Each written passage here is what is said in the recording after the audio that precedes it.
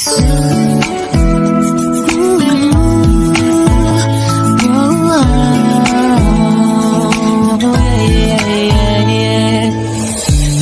kita sa di ko inaasahang pagkakataon. Nakakabigla, para bang sinadya at tinakda ng panahon.